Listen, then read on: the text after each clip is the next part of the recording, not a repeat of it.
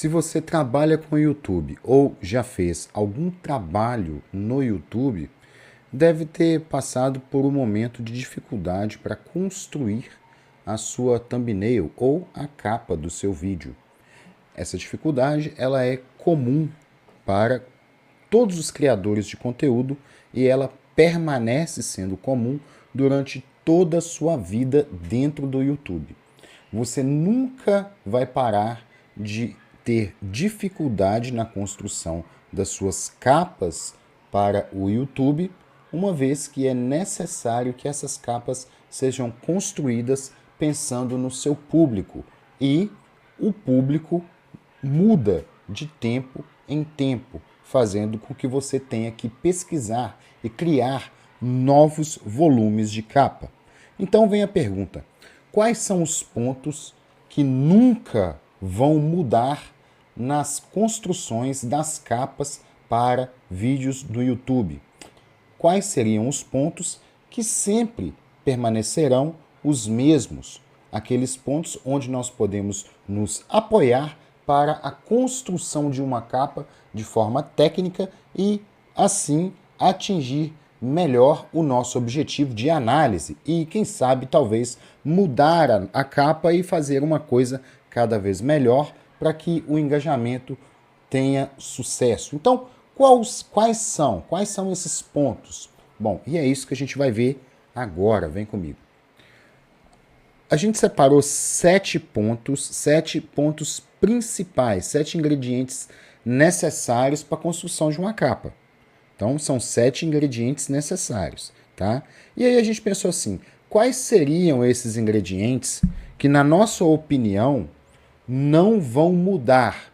São coisas que sempre foram assim, são necessárias devido à comunicação que tem que ser feita através da imagem e das palavras e que muito dificilmente mudariam. Então, nós elegemos 7 pontos que são, na nossa opinião, que são esses pontos que não mudariam. Então vamos lá. Primeira coisa que você tem que entender: existe a importância da thumbnail no YouTube. A thumbnail, ela faz parte do produto, da entrega do produto YouTube. Então a sua thumbnail ela é tão importante a ponto do YouTube ignorar thumbnails que não tem a ver com aquilo que ele quer mostrar para o seu cliente. Por quê? As thumbnails, se você for pensar, as thumbnails fazem quase que 80% de toda a entrega visual que nós temos no YouTube. E quem constrói as thumbnails são os criadores, não é o próprio YouTube.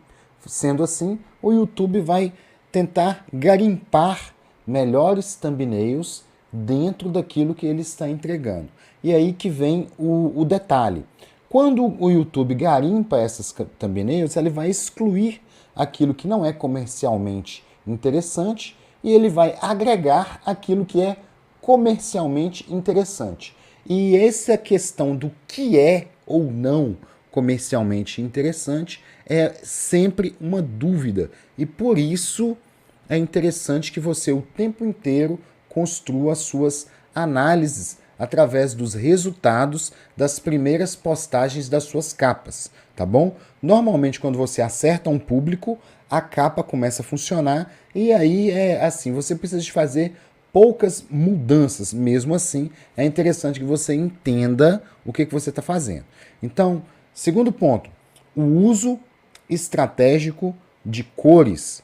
Então, esse é um ponto que nunca vai deixar de ser importante.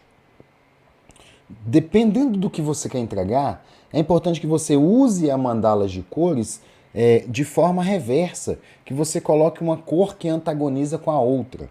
Dependendo do que você vai entregar, é mais interessante que você use a mandala de cores em cores similares, uma cor que casa, que tem a ver com a outra. Então, isso depende do seu produto, mas é importante que você entenda: as cores pertencem à estratégia que você coloca na sua capa. Então pense na cor, tá? Terceiro ponto: Simplicidade e clareza. É importante que a sua capa seja simples e que ela passe uma comunicação clara.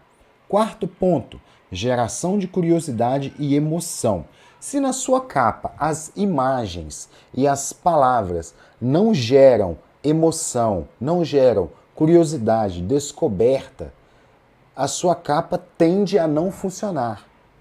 É importante que você construa algo com elementos visuais que gere desejo, que as pessoas queiram parar para olhar primeiramente, que salte aos olhos da pessoa, que seja chamativa aos olhos da pessoa, de maneira que ele queira parar para olhar, e aí é interessante você conhecer o seu público para que você consiga fazer isso. E, por último, as palavras, elas têm que ser colocadas de acordo de uma maneira que você consiga estabelecer uma conexão de curiosidade com o seu público. Quinto ponto, teste e otimização, que é aquilo que a gente chama de análise. Você pode fazer ela de forma visual no YouTube Studio, você pode fazer ela de forma mecânica em outros sites de pesquisa, mas você deve fazer. De qualquer forma, você deve fazer, mesmo que seja uma coisa muito iniciante, que você apenas olhe os números, mas que olhar os números seja importante para você, porque é exatamente esses testes e essas análises, essas observações que vai fazer com que você entenda o que você deve fazer nos próximos trabalhos para que o trabalho se torne efetivo e tenha resultado. Sexto ponto, processo criativo de inspiração ou um processo criativo inspirador. Você não deve se deter a só aquilo que existe. Você também tem que conseguir criar alguma coisa. E para isso eu te aconselho a você ter uma noção de criação visual. Procure aplicativos que são mais simples, de arrastar e colar.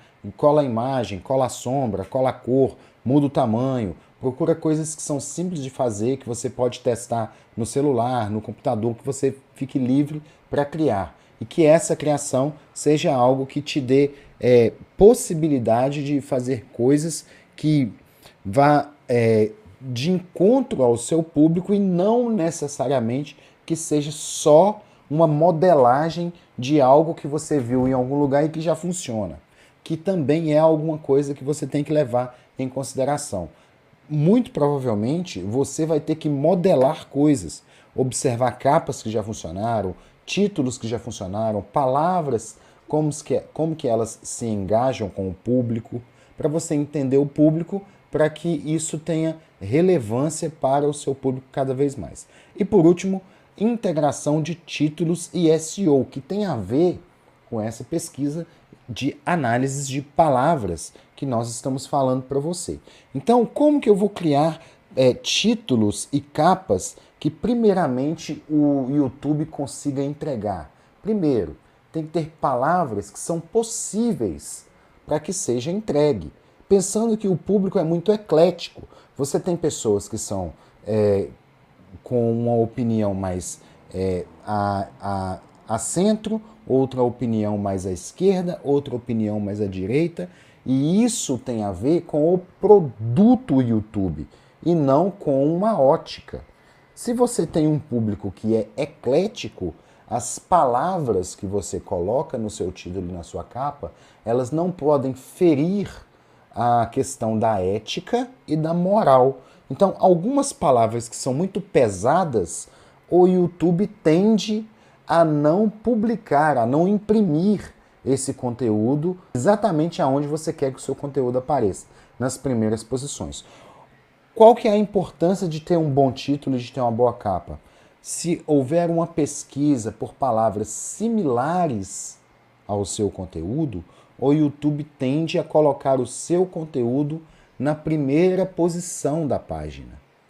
Então, é importante que você auxilie a entrega, tá? Se tiver palavras muito pesadas, pejorativas, termos muito chulos, expressões peculiares que normalmente não deveriam ser usadas, se você colocar isso no seu título e na sua capa, muito provavelmente o YouTube vai jogar o seu texto, o seu conteúdo mais para baixo para ser entregue depois de outros títulos que estão mais de acordo com a ideia comercial do YouTube. É praticamente impossível ou muito difícil falar de YouTube sem falar de polêmicas comerciais, uma vez que o YouTube é uma empresa de conteúdos audiovisuais. Não sei se podemos chamar o YouTube de rede social, talvez sim, porque ele existe engajamento, mas nós precisamos entender qual que é o modelo comercial do YouTube para que o nosso conteúdo seja entregue. Senão você fica nadando no escuro sem saber por que aquilo que você produz não tem visibilidade, não tem resultado, as pessoas não comentam, as pessoas não veem, simplesmente não assistem. Queremos que você consiga produzir algo que seja pelo menos assistível, não sei se existe essa palavra, mas algo que seja agradável, que seja bem feito, ok? Então essa produção ela não é tão simples assim. Então a gente precisa de pensar um pouco, parar um pouquinho, fazer pesquisas, construir as coisas com uma ótica mais voltada para uma estratégia dentro daquilo que você está fazendo. E aí os vídeos eles devem possuir uma consonância, devem ter um objetivo peculiar. Então, se no primeiro vídeo eu estou falando sobre um determinado conteúdo, talvez mais para frente eu possa voltar a falar sobre o mesmo assunto, mas só que para outra necessidade desse público, tá? Então, isso é uma estratégia de como você atingir o público através do seu engajamento pela capa e pelo título, que é um mistério grande que vai mudando de tempos em tempos, que as pessoas falam e refalam e falam mais e vão continuar falando. Então esse assunto nunca vai morrer. Capa e título sempre será um assunto, sempre será um debate, sempre será uma necessidade de pesquisa da sua parte se você quiser construir um conteúdo que seja agradável ao seu público.